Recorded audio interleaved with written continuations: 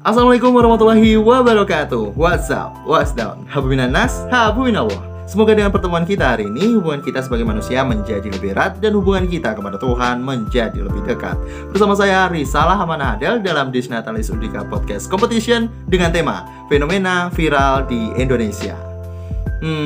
Gimana nih temanya? Menarik sekali ya. Kedepannya kita akan membahas fenomena viral di Indonesia. Kenapa itu bisa menjadi viral dan gimana cara terbaik menjadi netizen yang bijak di era gempuran serba viral sekarang. Dengan judul podcast kita hari ini yaitu mau viral harus kurang bermoral, benarkah? Sebelum mulai ada baiknya aku tanya dulu nih kabarnya kalian semua. Gimana nih kabarnya sahabat Undika semuanya? Jemuran aman, tugas aman, wifi tetangga aman. Dan gimana nih hari ini? Apakah kalian baik? Aku percaya yang jawab baik pasti bohong. Lah, kok bohong? Ya karena manusia adalah makhluk Tuhan yang tidak bisa jauh dari yang namanya masalah ya kan ya. Tapi kalau emang kondisimu baik hari ini, maka aku turut bahagia dengan kondisimu saat ini. Intinya untuk kita semua apapun masalah hidupnya tetap semangat ya. Karena kita akan bahas tentang fenomena viral, ada baiknya kita tahu dulu nih apa itu viral. Ada yang tahu nggak apa itu viral di sini? Gini jadinya. Viral itu berasal dari kata virus. Lah, kok virus? Apakah viral itu sejenis COVID-19? Bukan dong. Enggak. Pastinya bukan gitu. Kenapa virus? Karena virus itu kan cepat menyebar. Nah, untuk menyebut konten yang cepat menyebar di masyarakat, kita gunain kata viral yang artinya juga cepat menyebar gitu. Sering dong kita menemukan suatu fenomena, konten, atau berita yang viral. Baru-baru ini juga banyak banget loh konten-konten atau berita-berita yang viral. Contoh-contohnya dari berita viral ini ya. Viral, aksi Harry Maguire laporkan kepada wasit temannya sendiri yang handball. Viral, reporter mewawancarai pemudik yang ternyata pemudik tersebut adalah keluarganya sendiri. Sama ini, viral, DPR beli hordeng 48M. Ya, dan banyak-banyak viral-viral yang lainnya. Kalau menurutmu nih, sahabat Undika, sesuatu yang viral itu adalah fenomena yang terjadi baru-baru ini aja atau gimana? Pastinya bukan sih. Kalau menurut aku bukan fenomena yang terjadi baru-baru ini aja. Karena sesuatu yang viral itu udah ada sejak dulu. Kalau kamu umur 20-an sepertiku, kamu pasti nggak asing dulu sama lagu yang sempat viral, yaitu lagunya Gaby, Tinggal Kenangan. Tahu kan pastinya. Nah, selain yang lagunya itu enak, itu di balik lagu itu kayak mengandung banyak misteri dan sempat viral banget itu zamannya dulu itu. Tahun berapa ya? Tahun-tahun 2007-2008 gitu. Atau lebih naik dikit lah, lebih kesini dikit, yaitu video viralnya Norman Kamaru yang joget-joget India kayak gini. Bukan ya? Ya, joget-joget India sama videonya Sinta dan Jojo. Nah, Sinta dan Jojo yang kayak gini. Sinta dan Jojo yang dimana lagunya apa sih Sinta dan Jojo itu? Keong Racun kalau nggak salah. Yang dimana Sinta dan Jojo sekarang itu Jojonya kayaknya lebih fokus bermain bulu tangkis ya. Bukan itu Jojo beda lagi. Oke, beda lagi. Bahkan nih teman-teman, setelah aku riset nih, pada tahun 2000 itu ada sebuah video yang viral berjudul 305 The Movie. Nah, bisa kalian cek sendiri di YouTube. Videonya judulnya ketik aja 305 The Movie. Yang dimana ini dipercaya merupakan video viral pertama di dunia. Jadi aku tadi pas baca gitu, pas riset gitu bingung, lah kok bisa viral padahal tahun 2000. Ternyata viralnya itu lewat link email gitu loh. Jadi dulu itu viralnya itu disebarkan lewat email. Jadi dia ngasih link di email itu terus nyambung ke videonya itu ya, itu 305 The Movie. Jadi itu kayak video, semacam video visual grafik gitu ya kan. Jadi editingnya itu udah dewa banget padahal itu tahun 2000. Kalian bisa nonton sih di YouTube. Itu bagus itu. Itu yang diduga video viral pertama di dunia. Tentunya viral dulu dan sekarang sangatlah beda sobat sekalian. Karena dimana sekarang itu lebih mudah sih menjadi viral dikarenakan ada yang namanya kemajuan teknologi. Betul sekali. Nah, dimana semua orang itu mostly punya gadget. Bahkan tetangga saya itu ya, itu balita loh, udah punya gadget dia. Maksudnya balita punya gadget itu buat apa gitu kan? Apakah dia mau main COC atau apa kan kita kurang tahu ya kan? Lantas dengan kemajuan teknologi ini, kita lebih dimudahkan untuk akses berbagai media. Salah satunya ya konten-konten viral di Indonesia gitu kan. Ya mungkin tentang artis, tentang selebgram, atau tentang pemain e-sport sekarang itu. Nah, karena adanya kemajuan teknologi ini, membuat semua orang di internet punya kesempatan menjadi terkenal mendadak melalui konten viral-viral mereka. Seperti yang kita tahu, banyak banget loh sekarang itu kayak orang-orang yang serba dadakan. Misalnya jadi artis dadakan, jadi selebgram dadakan, sampai tahu bulat digoreng dadakan. Gak lucu ya?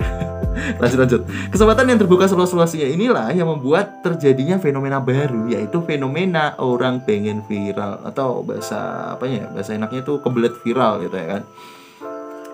Nah, lantas kenapa sih semua orang itu pengen viral? Karena seperti yang kita bahas tadi, Indonesia merupakan negara konsumen media yang cukup tinggi. Bahkan menurut lembaga We Are Special, sebuah lembaga asal Inggris yang berfokus pada penelitian internet, menyebutkan bahwa Indonesia itu memiliki 200 juta pengguna internet. 200 juta loh, itu banyak banget itu. Hampir penduduk Indonesia berapa sih? 250 juta, itu hampir 80% loh berarti. Dan karena adanya budaya konsumtif ini dan jumlah konsumen yang tinggi inilah, terlahirlah sebuah pasar yang cukup menjanjikan bagi para pengguna internet yang aktif di media sosial, yaitu para content creator, artis, selebgram, dan lain-lain. Karena ada peluang di sana, banyak orang yang ingin jadi viral dan terkenal untuk mendapatkan ketenaran.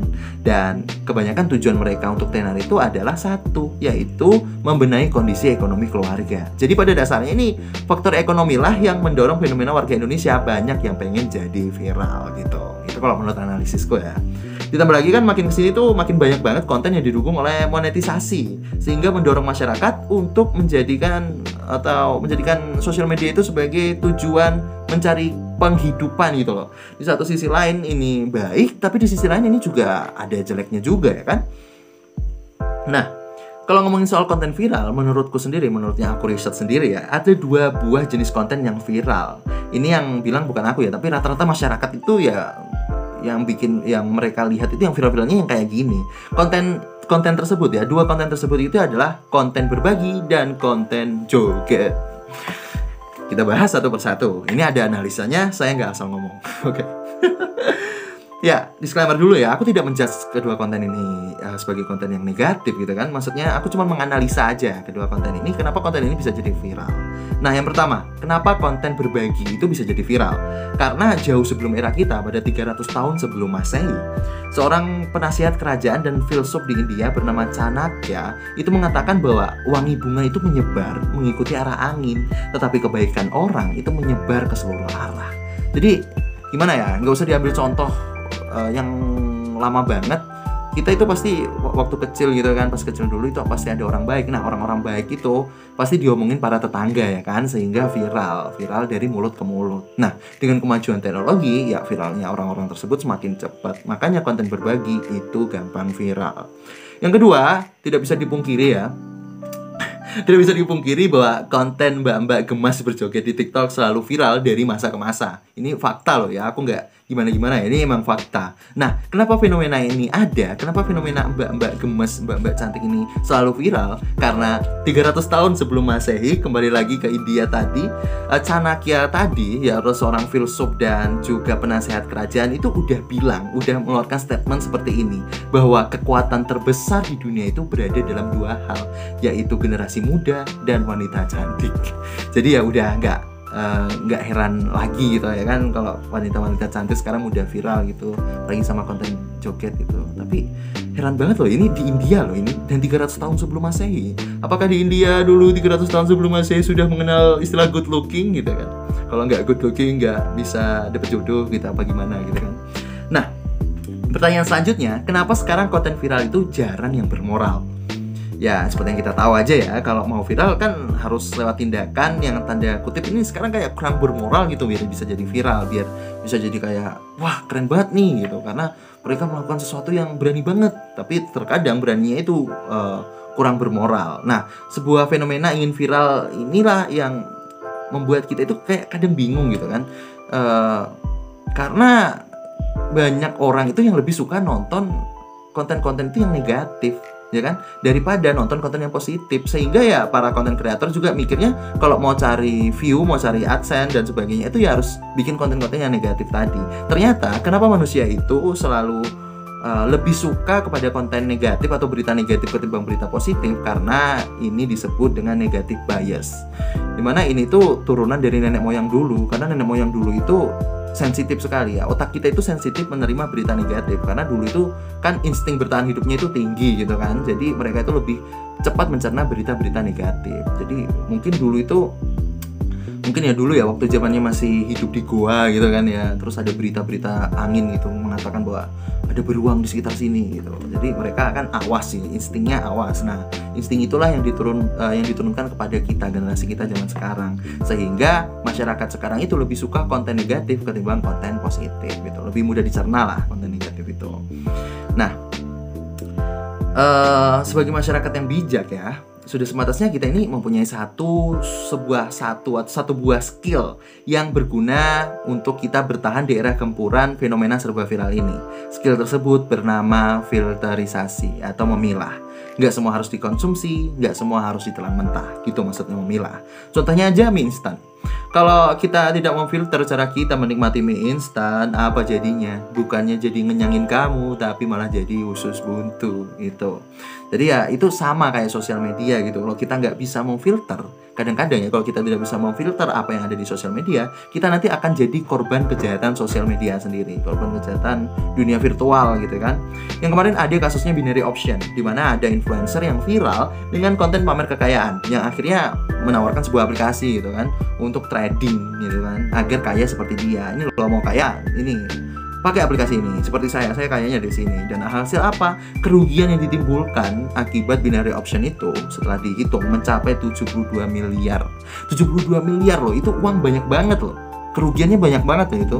Walaupun ternyata menurut data masih lebih banyak kerugian yang disebabkan para koruptor di Indonesia yang mencapai 56 triliun pada tahun 2020 kemarin. Jadi ya gitu ya. Kalau mereka itu, kalau para binary option itu, para afiliator itu jahat, para koruptor apalagi gitu kan. Apa sebutan untuk mereka, bos? Pesan moral. Nah, lalu sekarang apa yang harus kita lakukan? Tindakan terbaik apa yang harus kita lakukan untuk menjadi netizen yang bijak di era gempuran serba digital ini? Serba viral ini maksudnya. Yang pertama, bila kita di sisi konten kreator, ya kita harus tanamin prinsip bahwa yang akan mengangkat diri kita pada akhirnya itu adalah konten kita atau karya kita. Karya ya, lebih kepada karya kita, bukan gaya atau sensasi belaka. Jadi ya fokus kita kalau sebagai konten kreator ya untuk fokus untuk meningkatkan kualitas karya kita ketimbang ikut-ikutan dan malah nanti jadinya tidak menjadi diri sendiri gitu, karena pengen ngikutin viralnya tapi kita nggak jadi diri kita sendiri. Karena menurut kata Bang Panji Pragiwaksono, kunci dari berkarya itu adalah berproses. Jadi ya kita berproses saja menurut apa yang kita percayai atau passion kita ketimbang ikut-ikutan konten yang viral tapi kurang bermoral seperti itu.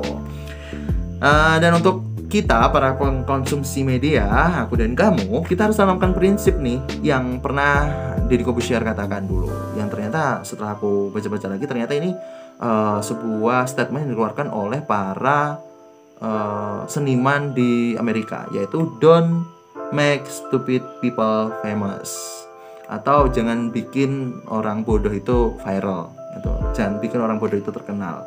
Nah, dan ini alasan aku jarang menyebutkan macam-macam video viral atau macam-macam nama orang-orang yang viral dari awal podcast tadi, karena ya gitu, kita harus punya prinsip gitu bahwa like dan komen kita itu berharga banget untuk kesehatan sosial media di Indonesia. Karena kita tahu, kita itu harusnya tahu itu kalau sebelum kita ngetik itu kita harus mikir dulu.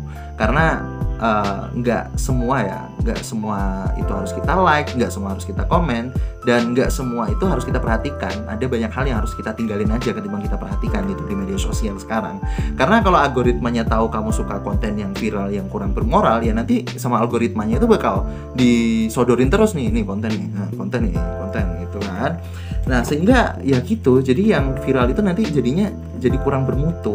Maka viral kedepannya ya bakalan konten yang kurang bermutu juga. Kalau viralnya sekarang konten bermutu, ya besoknya juga akan konten bermutu. Jadi tinggal kita itu bagaimana menaruh perhatian kita ini pada berbagai macam jenis konten itu. Ya lebih kita taruh kepada konten yang positif tadi. Jadi silahkan like dan video ini, karena ini adalah salah satu konten positif, bukan konten negatif ya kan.